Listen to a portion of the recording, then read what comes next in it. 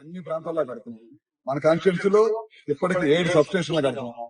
ఇది తెలిసి ఒక్కో సబ్ స్టేషన్ నుంచి 4.5 నుంచి 5 కోట్ల రూపాయలు ఖర్చు అవుతున్నాయి. అన్ని కూడా కడుతున్నాం. ఇది కాకుండా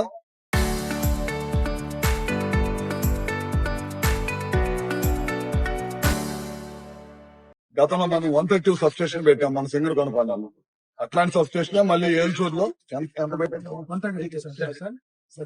10 కోట్లు 132 సార్ 25 కోట్ల రూపాయలు 132 కేవీ సబ్ స్టేషన్ కూడా పెడుతున్నాం. ఇట్లానే మన కాన్స్టిట్యూన్సీలో కాదు రాష్ట్రం మొత్తం కూడా ఈ కార్యక్రమాలు చేస్తా ఉన్నాం. ఎందుకంటే గత ప్రభుత్వం సరిగ్గా చేయకపోవడం వల్ల విద్యుత్ వ్యవస్థ మొత్తం కూడా దెబ్బతిని విపరీతంగా కరెంటు బిల్లులు పెంచారు. పోయినసారి 9 సార్లు పెంచారు. ఇప్పుడు మనం వచ్చి 22 నెలలైంది. ₹1 కూడా కరెంటు బిల్లు పెంచకుండా ఇంకా ట్రూ అప్ ఛార్జీలు 13 పైసలు తగ్గించాం. ఇంకా రాబోయే రోజులు ఇంకా ఎక్కువ తగ్గిస్తాం. వ్యవసాయ కనెక్షన్లు ఇస్తున్నాం అన్ని చోట్ల, ఎక్కడ కూడా పెండింగ్ లేకుండా. ఇప్పుడు ఏదైనా వ్యవసాయ కనెక్షన్స్ ఉన్నా సరే రేపు మళ్ళీ వ్యవసాయ సీజన్ వచ్చే లోపల మొత్తం కూడా కంప్లీట్ చేస్తాం. అట్లానే మీ గ్రామంలో 8 ఇళ్లకి 200 యూనిట్ల కంటే తక్కువ కరెంటు కాల్చే వాళ్ళకి ఇప్పుడు సోలార్ పెట్టాం. వాళ్ళ ఇంటి పైన ఒక్కొక్క ఇంటికి 1,25,000 ఖర్చు అయింది. అది కూడా పెడతాం. అట్లా ఇందాక నేను వెళ్ళినప్పుడు కొద్ది మంచినీటి సమస్య ఉందన్నారు. దిగారు ఎక్కడ ఒక డీబోర్ అడుగుతున్నారు. ఒక డీబోర్ ఉందంట, అది నా సొంత డీబోర్ అని చెప్పి ఆయన వాడుకుంటున్నాను. అవసరం అయితే పక్కనే ఇంకో డీబోర్ వేయించు.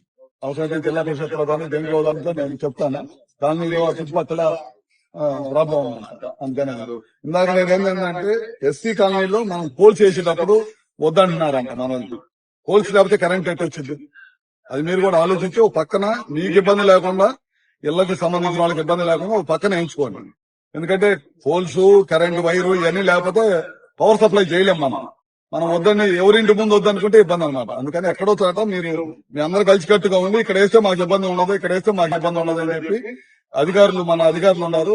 అది కాక మీ కూడా మీ ఊరు ఆయన జాగ్రత్త చెప్పి పని చేయించుకున్నాం.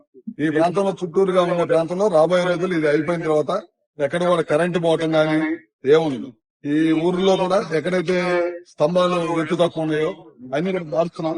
మొదలు పెట్టాను. దేనికొండ ఎన్ని స్తంభాలు? 350 స్తంభాలు ఒక దేనికొండలోనే మార్చుంటాం. ఈ స్టార్ట్ కలదు. ఈ ఊర్లో స్టార్ట్ చేసి ఒక 10 2 కాలనీలో కాన్సన్ట్రేట్ చేస్తున్నాం. బీసీలు ఉండే చోట పల్లెలో ఈ 2 చోట్ల కాన్సన్ట్రేట్ చేసి చేసేస్తాం. అంటే ఈ ఊరికి లేదా? ఊరికి పెద్ద అవసరం లేదు. ఎక్కడైతే అవసరం ఉన్నాయో అక్కడ అన్ని కూడా పోల్స్ మార్చేస్తాం. అన్ని గ్రామాల్లో కూడా పోల్స్ మార్చే కార్యక్రమం చేస్తున్నాం. సబ్ స్టేషన్ కట్టే కార్యక్రమం చేస్తున్నాం. అన్ని కూడా చేస్తున్నాం. తప్పకుండా 20 రోజులు అన్ని కూడా కంప్లీట్ చేస్తాం. 1941 మందికి ఎస్సీ ఎస్టీలకి ఎవరైతే 200 యూనిట్లు కరెంట్ దాచుకుంటారో వాళ్ళందరూ కూడా 1241 మందికి మన మండలం చేసేస్తాం. మన కాన్స్టిట్యూన్సీ మొత్తం మీద 6,000 మందికి చేస్తాం. అట్లా రాష్ట్రం మొత్తం మీద 6 లక్షల ఇళ్ల మీద సోలార్ చేస్తున్నాం. మనం ఇట్లా ఎన్ని కార్యక్రమాలు ప్రభుత్వం వచ్చిన తర్వాత చేస్తుంది. తప్పకుండా గ్రామానికి ఏదైనా చిన్న చిన్న సమస్యలు ఉన్నా సరే వాటిని అన్నింటి కూడా తీసుకొని ఎంఆర్ఓ వస్తాను. బంధు ప్రాబ్లం ఉందన్నారు. అట్లాంటి చిన్న చిన్న సమస్యలు ఉన్నాయి. మీరు కూడా ఎంఆర్ఓ గారి దగ్గరికి వెళ్ళండి.